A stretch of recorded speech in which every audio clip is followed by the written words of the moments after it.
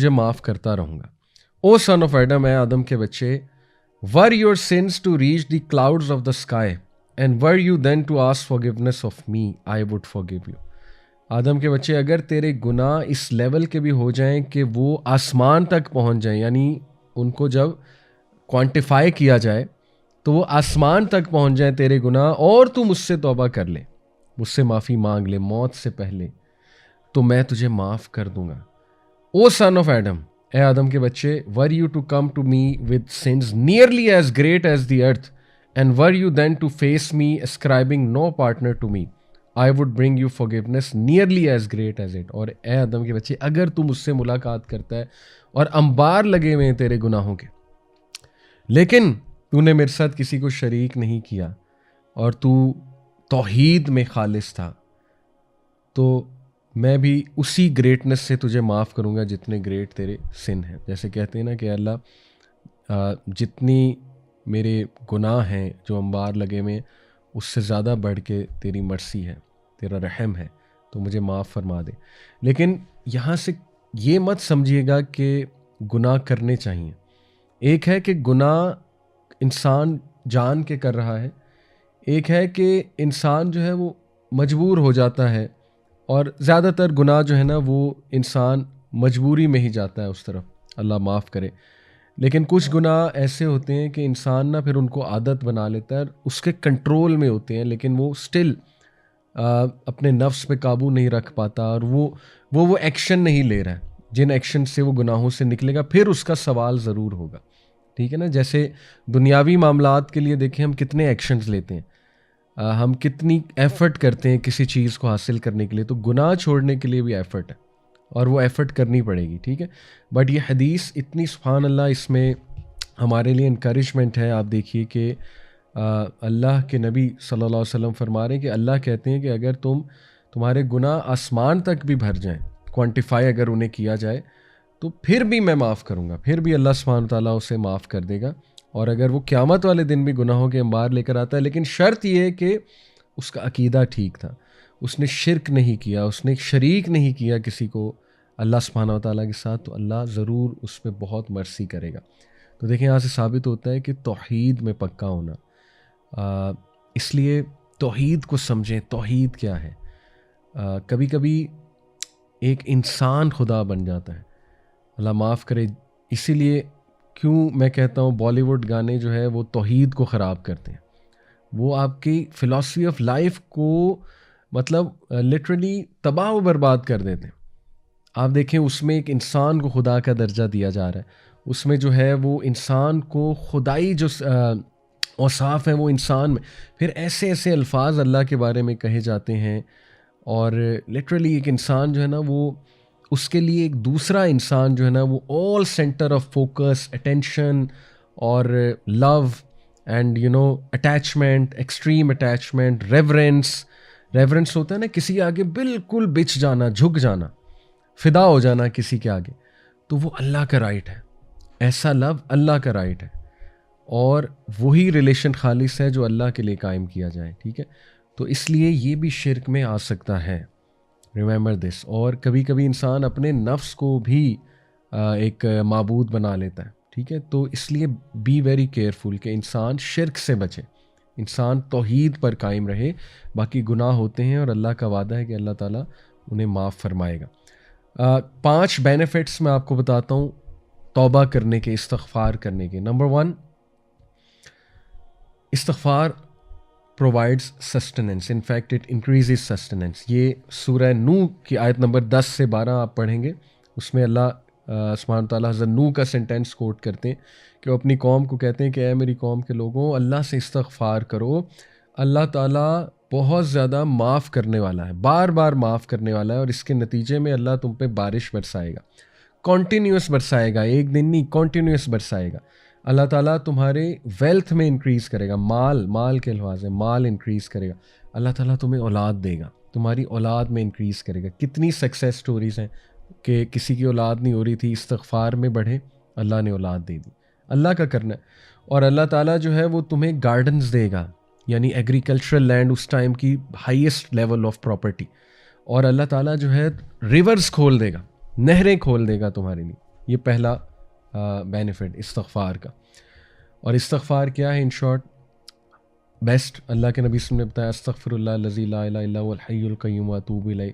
سید الاستغفار آپ حسن المسلم میں اگر یہ پڑھیں گے اللہم انت ربی لا الہ الا انت خلقتنی وانا عبدک وانا علی عہدک ووعدک ما استطعت.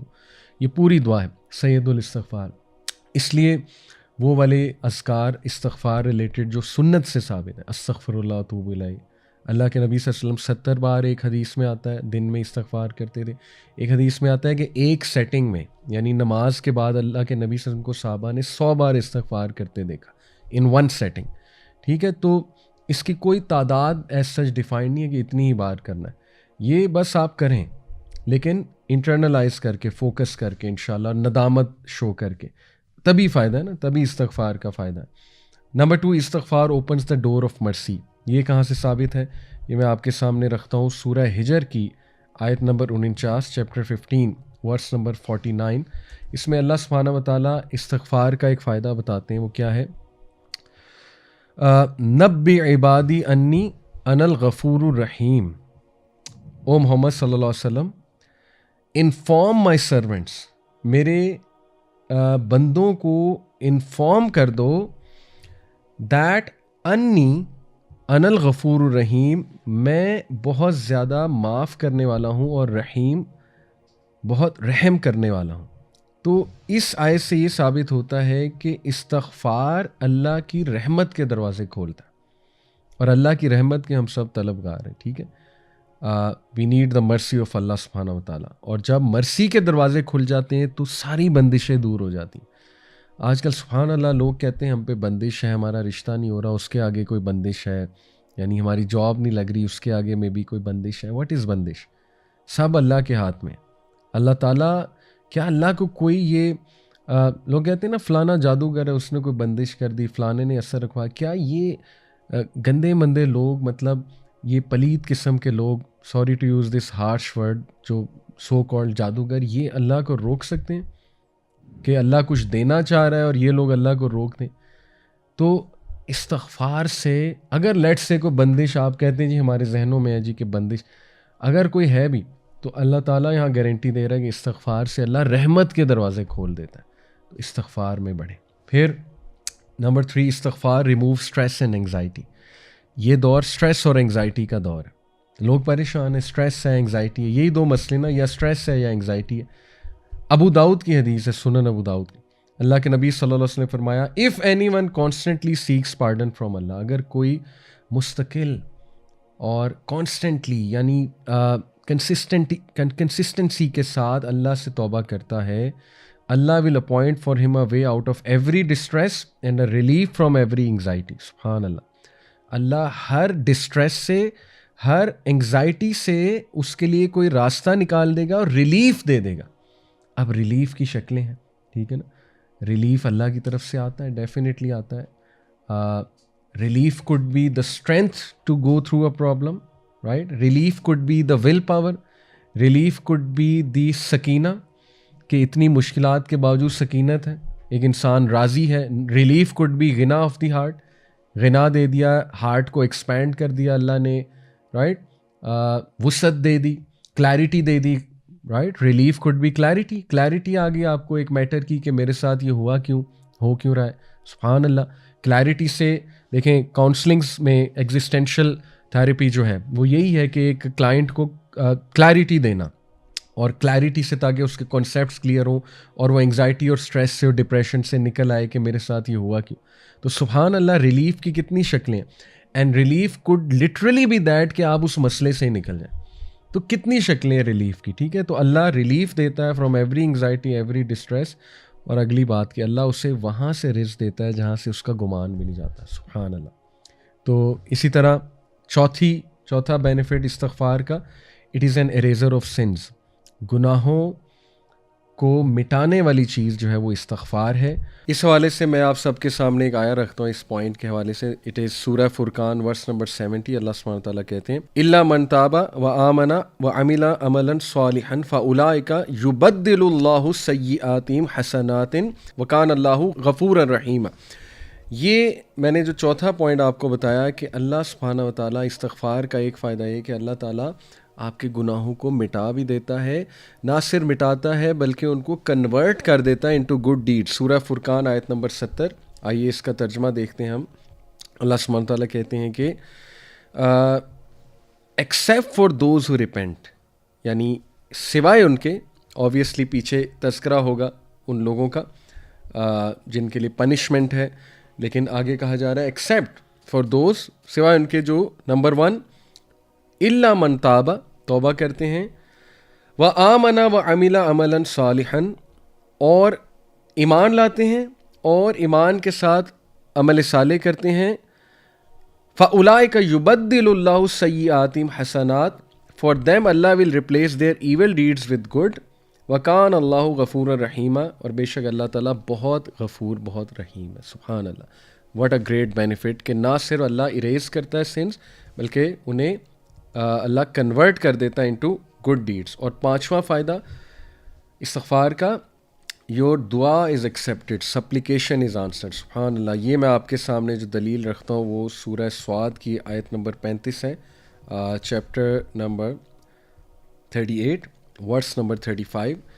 اس میں اللہ سبحانہ و تعالیٰ ذکر کر رہے ہیں سلیمان علیہ السلام کا، کہ انہوں نے کہا قال رب اغفر لی وہب لی ملکا لا ينبغی لأحد من بعدی انک انت الوہاب. He said, My Lord, forgive me and grant me a kingdom such as will not belong to anyone after me.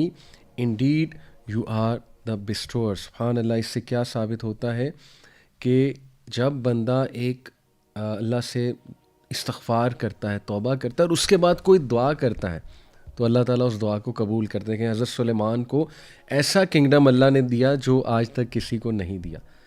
تو ثابت ہوا کہ استغفار، اگر آپ نے دعا اپنی قبول کرانی ہے تو استغفار میں بڑھیں. اور میں نے آپ کو بتایا کہ استغفار کی ڈفرینٹ سننا سے ثابت جو استغفار ہیں وہ کیا ہیں.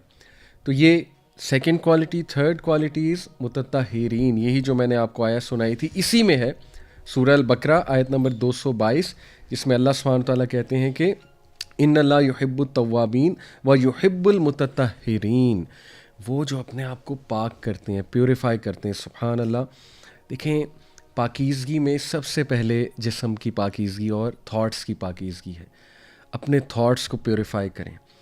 دا kind of content you will see وہی ذہن میں آئے گا نا. انسان کا ذہن ایسا ہے، کلین سلیٹ ہے اور اٹ از ایمپٹی. جو اس میں بھریں گے وہی پھر ظاہر ہے آپ سوچیں گے نا.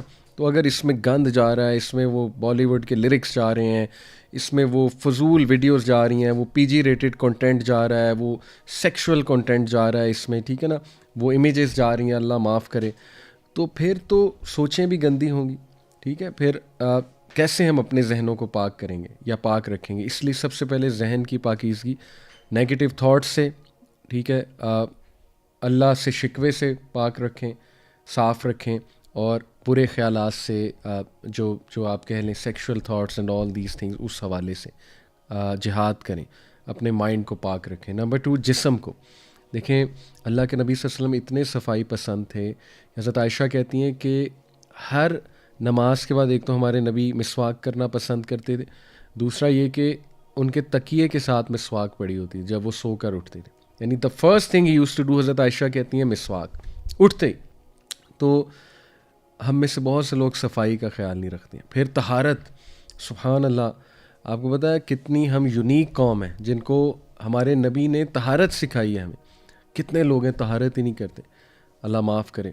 اگر آپ کا بچہ اسٹینفورڈ میں چلا گیا ہے اور آپ کا بچہ جو ہے نا وہ لیٹ سے کہ آئی وی لیگ یونیورسٹی میں، لیکن اس کو طہارت نہیں آتی، he doesn't even know how to clean himself اور herself after the washroom, تو what have we taught them? پھر کیا کامیابی ہے؟ ہمیں پتہ ہی نہیں ہے کہ طہارت ہوتی کیا ہے. تو ہم تو سب سے زیادہ الحمدللہ طہارت کرنے والے لوگ ہیں. ٹھیک ہے، تو دس از آور ڈسٹنکشن فرام ادر نیشنز. تو صاف رہنا، طہارت کرنا، اپنے ایون ہسبینڈ وائف ریلیشنز میں طاہر رہ کر چلنا. ٹھیک ہے، ایک دوسرے کے لیے صاف ستھرا نظر آنا. کتنی اللہ تعالیٰ کے ہاں قدر ہے ایسے لوگوں کی.